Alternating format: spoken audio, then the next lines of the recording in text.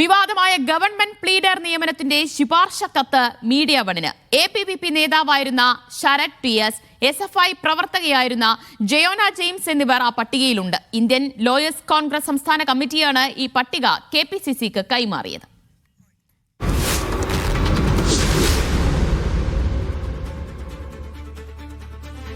വിവരങ്ങൾ നൽകാനായി സാജിദ അജ്മലാണ് ചേരുന്നത്. സാജിദ, ഈ മുൻ APVP SFI പ്രവർത്തകർ എങ്ങനെ ഈ പട്ടികയിൽ ഉൾപ്പെട്ടു എന്നതിലാണല്ലോ ഇനി ഒരു വിശദീകരണം വരേണ്ടത്. അങ്ങനെ ഒരു വിശദീകരണം ലോയേഴ്സ് കോൺഗ്രസ് സംസ്ഥാന കമ്മിറ്റി നൽകുന്നുണ്ടോ?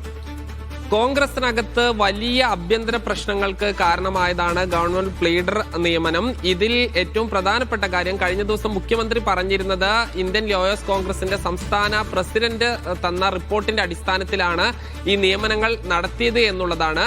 അത് ശരിവെക്കുന്ന ഒരു കത്ത് തന്നെയാണ് നമുക്ക് ലഭിച്ചിരിക്കുന്നത്. അതിൽ നിരവധി ആളുകളെ, ഈ ലോയേഴ്സ് കോൺഗ്രസിന്റെ അംഗങ്ങളായ ആളുകളെ എല്ലാം തന്നെ ഇതിൽ ഉൾപ്പെടുത്തിയിട്ടുണ്ട്. ഇത് കൂടാതെ മുൻ ABVPയുടെ നേതാവായിരുന്ന പ്രധാനപ്പെട്ട നേതാക്കളിൽ ഒരാളായിരുന്ന ശരത് TSനെയും SFI പ്രവർത്തകയായിരുന്ന ജയോന ജെയിംസിനെയും ഉൾപ്പെടുത്തിയിരിക്കുന്നു എന്നുള്ളതാണ്.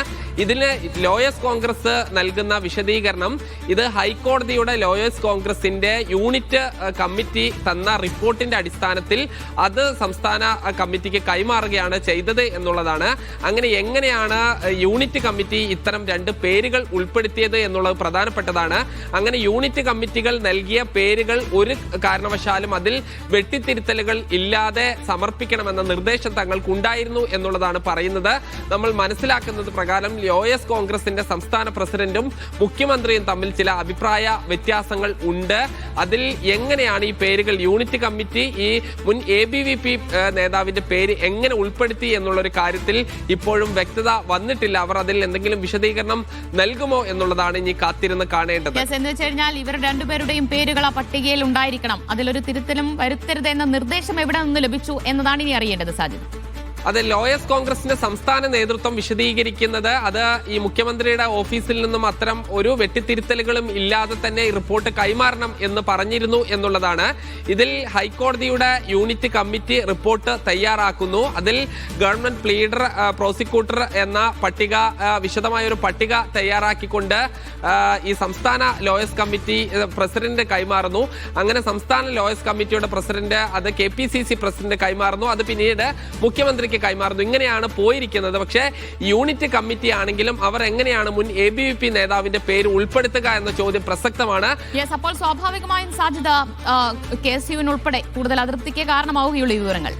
തീർച്ചയായും KSUവിന്റെ അതൃപ്തി വളരെ വലുതാണ്. കാരണം ഈ KSU ലോ കോളേജ് യൂണിറ്റിന് എന്താണ് പ്ലീഡർ നിയമനത്തിൽ കാര്യമെന്നുള്ളതാണ് മുഖ്യമന്ത്രി ചോദിച്ചിരിക്കുന്നത്. അതിൽ ഈ KSUവിന് വലിയൊരു അഭിമാന പ്രശ്നം കൂടിയുണ്ട്. ഒരു വിദ്യാർത്ഥി സംഘടന എന്ന നിലയ്ക്ക് ഈ ഭരിക്കുന്ന വിദ്യാർത്ഥി സംഘടനയായി നിലനിൽക്കുന്നു. അവിടെയാണ് തങ്ങളുടെ മുഖ്യമന്ത്രി, തങ്ങളുടെ നേതാവ് തന്നെ തങ്ങളെ ഒരു വിലയുമില്ലാത്ത രീതിയിൽ ഒരു പ്രതികരണം നടത്തിയത്. ആ ഒരു പ്രശ്നം അവിടെ നിലനിൽക്കുകയാണ് ഈ റിപ്പോർട്ടിൽ അവരുടെ പേര് ഉണ്ട് എന്ന് പുറത്ത് വരുന്നത്. അതോടൊപ്പം തന്നെ അത് ഉൾപ്പെടുത്താൻ വേണ്ടി ചില നീക്കങ്ങൾ നടന്നിരുന്നു എന്നുള്ള ഒരു സൂചനകളാണ് ഈ ലോയേഴ്സ് കോൺഗ്രസിന്റെ സംസ്ഥാന കമ്മിറ്റിയുടെ പ്രസ്താവനയിൽ ഉള്ളത്.